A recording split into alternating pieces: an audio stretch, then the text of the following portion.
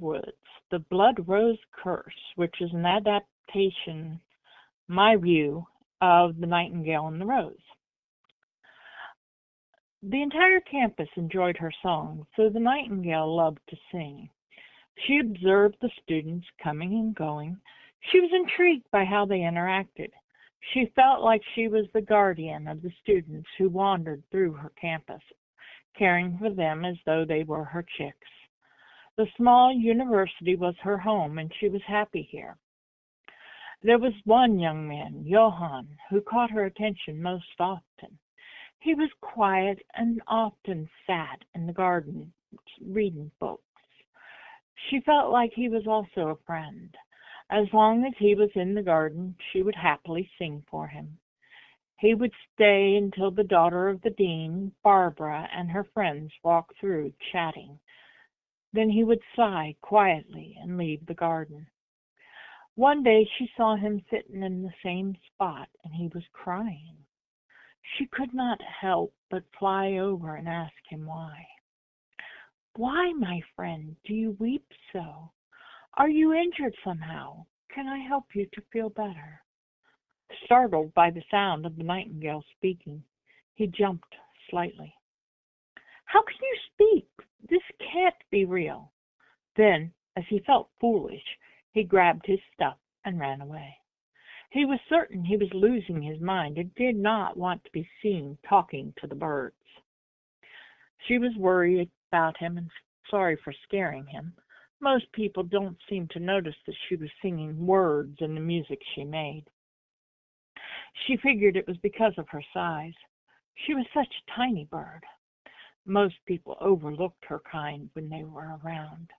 She wondered if she should have been more formal, called his name instead of just calling him friend. She watched the gardens daily, awaiting his return. Several days went by with no sign of him. She started to miss her friend terribly.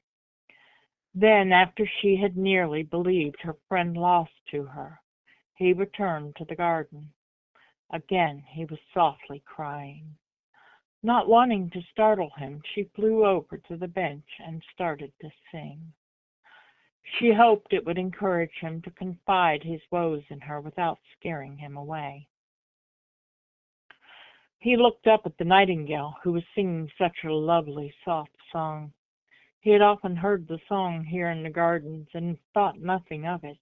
It never occurred to him that a bird could speak or sing, not like that anyway. He wondered if he could confide his heartbreak to the lovely little bird. If he was going crazy, he might as well use it. He looked around and saw that he was alone with the bird, and it made him feel less foolish. So he spoke to her about the overwhelming love that he had for the dean's daughter. He told her how he would love to take her to the masquerade ball the university was holding. He spoke about how he was not able to afford to buy Barbara red roses, and the only ones that grew in the garden were white. As he had started to feel like he was rambling on, the bird nodded. She promised to dance at least once with me if I could bring her a single red rose. His lament trailed off into the night. She understood the call of love all too well. She had a great love when she was young who had died along with her whole nest. With no mate or children, she had flown until she found new children to care for. This university had filled a hole. She could not bear the mournful cry she was hearing from her friend. She flew to the rose bushes and asked how she could get a red rose for Johann. She was determined to help him. The bush told her it was a task she did not want to do. The nightingale argued that it was her choice and that she was going to do it for her friend. For what seemed an eternity, she argued with the roses. She never thought they were that pretty. Between the thorns and the attitude, well, they were just unpleasant. Still, humanity seemed to think that they were the ultimate symbol of love. Ha! Love needed no symbol. You merely gave love. It worked no other way. The bush told her that to get the red rose, she would have to sing a song of unconditional love through the night, with one of the thorns from the bush piercing her heart so that her blood would stain the rose. She thought about how alone she felt when her friend was not in the gardens. She thought how miserable he was over the dean's daughter. She decided to do it. Will I have time to take the rose to my friend before I pull the thorn out? She knew it would be her end when the thorn was removed, but she was okay with it as long as he was happy again. Some of them were twice as large as she was. She could not imagine herself surviving such a wound. Your sacrifice, the bush replied, will leave you deathless for a full term of the moon. At the end of the moon's cycle, the sacrifice will come due. So remove the thorn as you please, as long as you have sung through the entire night with it in. Annoyed, she snapped, I understood that. It soon became obvious that the bush was not aware of all that would happen. As the sun started to set, she started singing. Soft, soft, dulcet words of the love between a mother and a child. She did not sleep, her voice echoing through the night. As the first rays of the sun touched the rose, she saw the thorn shrivel. She was suddenly afraid that it was all for naught. Her voice warbled slightly as she watched the slow trickle of her blood slap the entire rose at once. It was drenched in the sticky crimson, leaving a small drip going down the stem. It is done. You may take the bloom. The bush seemed to have such a hollow sound now. Before, the sound of the bush was sharp and heavy. She tried to sing and found that to her ears her voice sounded wrong. Though it saddened her, she accepted it for now. She flew the still dripping rose to her friend. He saw the rose and quickly thanked her. Then he saw the hole through her chest. Oh no, will you be okay? She nodded just to ease the mind of the young lover. Just go. Be in love. I will be fine. Can you sing me one more song before I go? He whispered, not quite ready to leave her. She obliged as she could see his worry. To her, the song sounded awful. She sounded hollow. He seemed to be quieted by the song, however.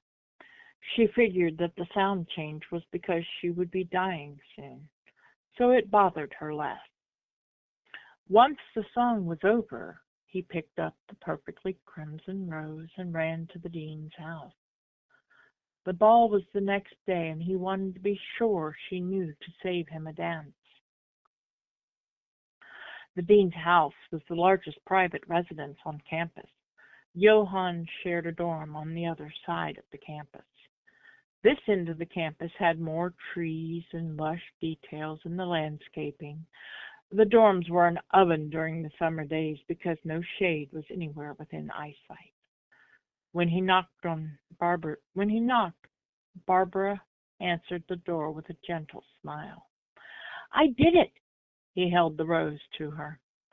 I got you a beautiful red rose, though it pales before you. You can wear it to the ball tomorrow and we will dance. Her smile transformed to a frown as she took in the sticky red rose and the young man holding it. That is disgusting. Why did you think I would accept anything from you? The history professor's son has money to buy me jewelry and a limo. You bring me something that looks like you painted it, and you are just a student. I deserve more. Do not bother me further.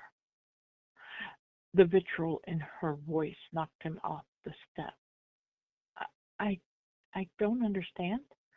You promised that you would dance with me if I brought you a red rose. You promised! Sneering, she let loose a quick laugh, as if I would promise anything to you. I do not dance or date the pathetic. You are not worthy of my boots, much less my attention. I barely even know who you are. I told you not to bother me any further. If you do not leave now, we will call the police. Johann stumbled away, heartbroken. He looked at the rose in his hand and threw it into the road. A big rig ran over it, squishing all of the petals. The truck simply made a smear across the pavement as it continued its journey, unaware. The young man was angry with the hand fate had dealt him and cursed the idea that he should have ever believed a bird could help him. He went home to the dorm to weep his misery away. The nightingale felt the rose disappear and flew to find out what happened to her friend. She was worried for him after all. Had he not needed that rose? She no longer sang randomly as she flew.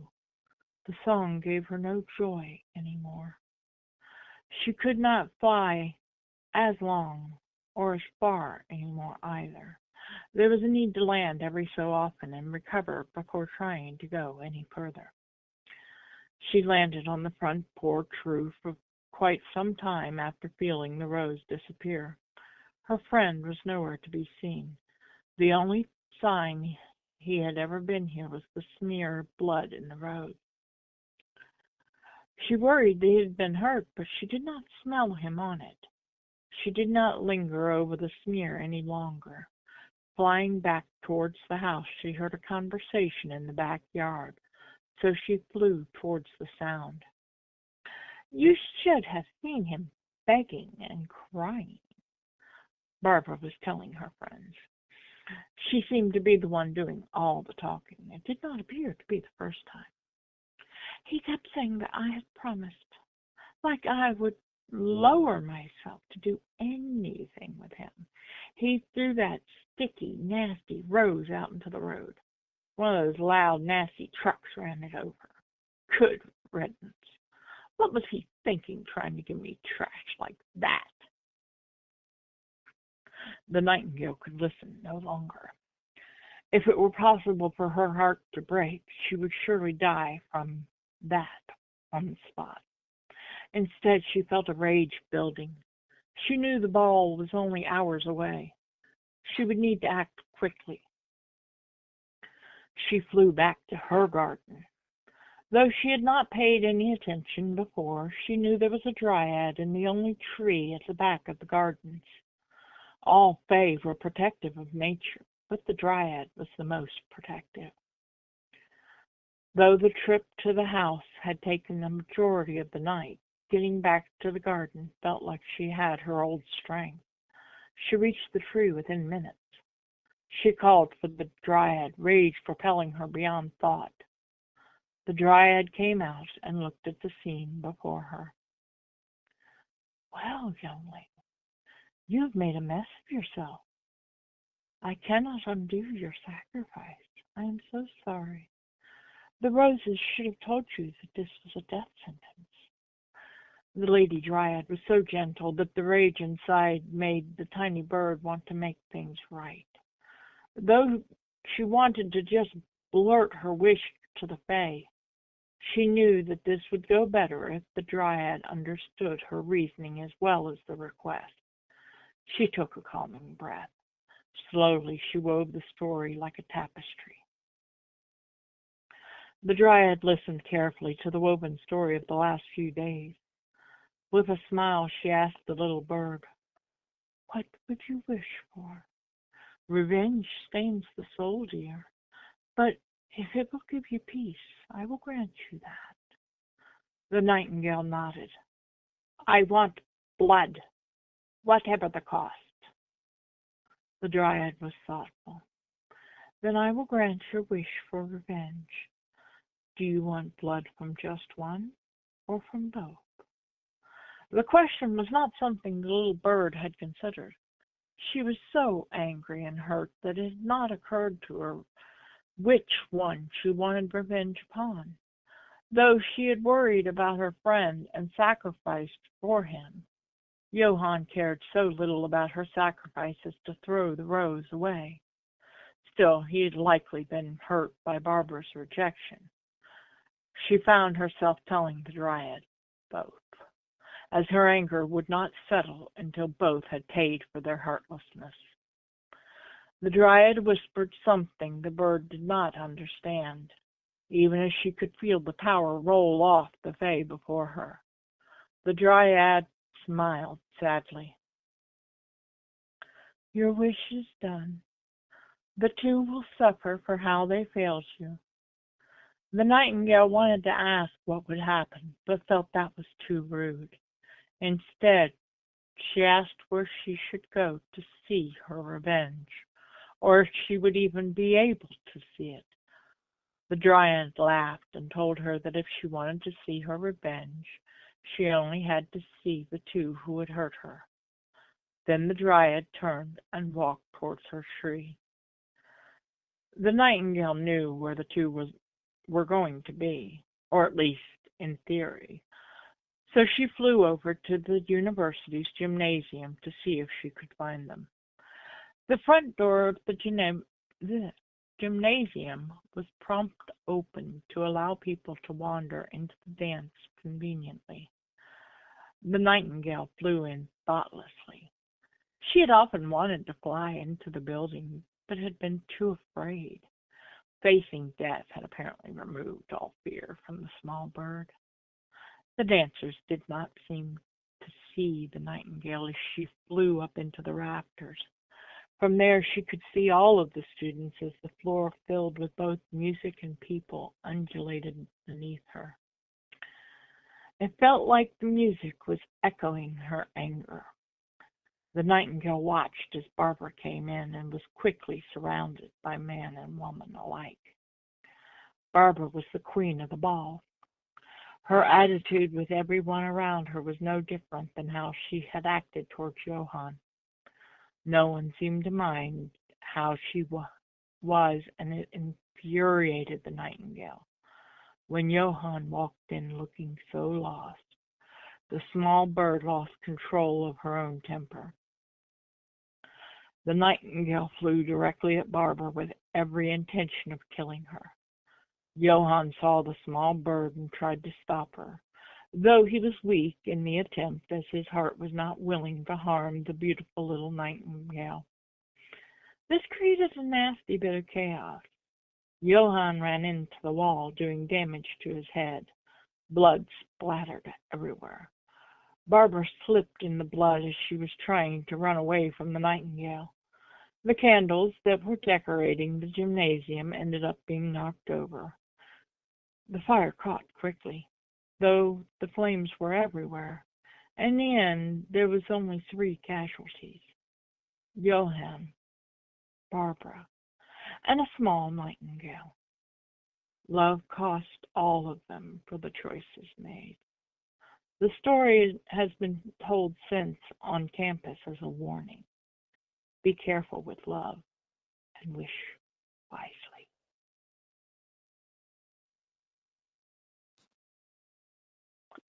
That story has something you can feel in your soul. Mm-hmm.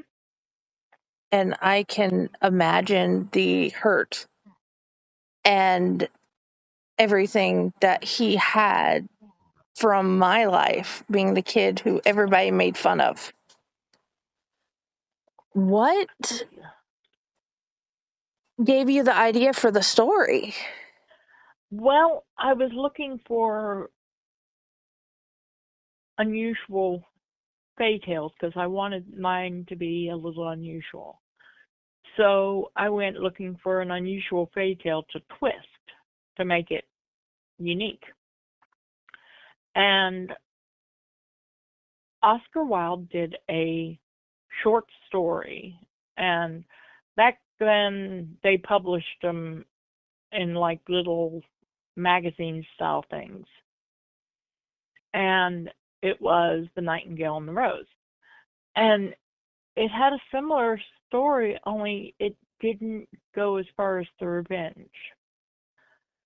And there was a few other changes I made, but the main thing is I felt like the bird deserved revenge.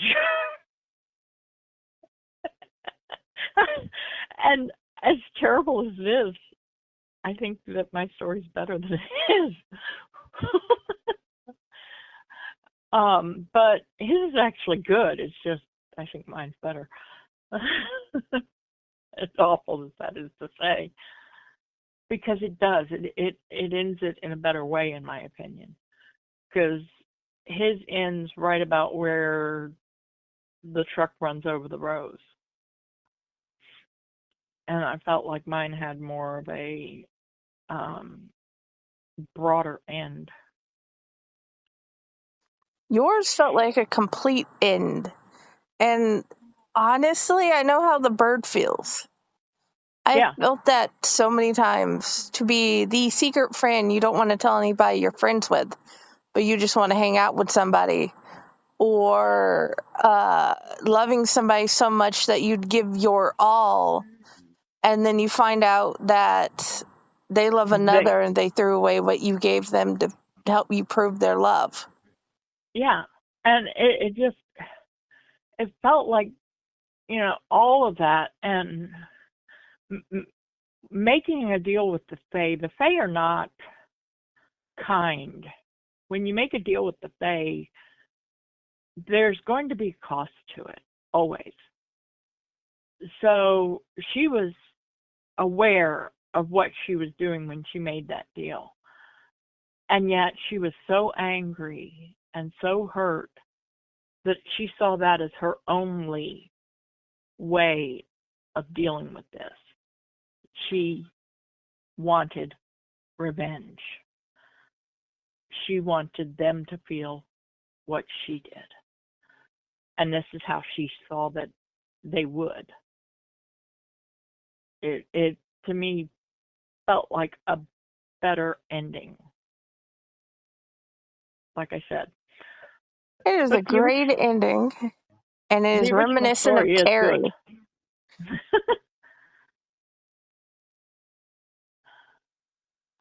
Except it was the bird that was Carrie. Yeah.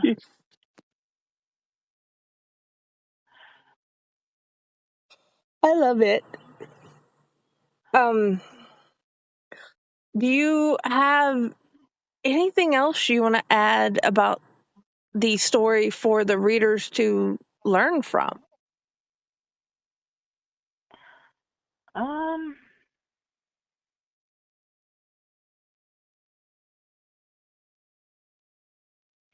Yeah, Barbara was a mean girl. Don't be that girl. Yeah, I understand that. So Josh wanted to name our first daughter Cassandra because he thought it was a beautiful name.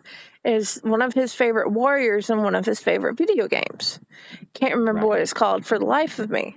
But in school, the biggest bitch in the entire school was Cassandra. And my sister's only thought on that when she found out that was going to be her name, she said, don't let her grow up to be like her. And I can honestly say my Cassie is so not doing that. Nope, not at all. She's a wonderful girl. Okay,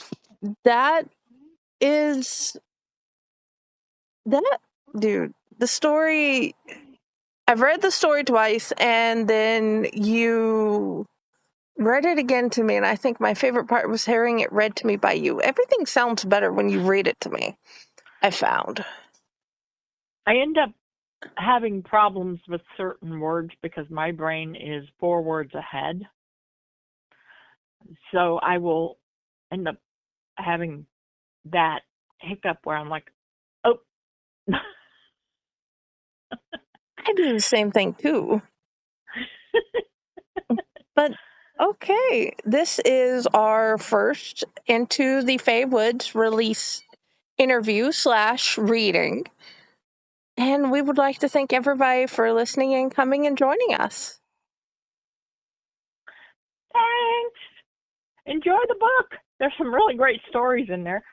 I even had some poems in there. They were great. Oh, yeah. And if you'd like to listen to some of those, or at least the first page, please find Friday's Fractures. That's where I have the reading of the first page of all the stories and a few full poems read, either by Friday Vash, Serena, Mossgraves, or Patricia Harris, because they are the only ones that gave me permission to read them. Thank you for being here. Have a great evening. Bye!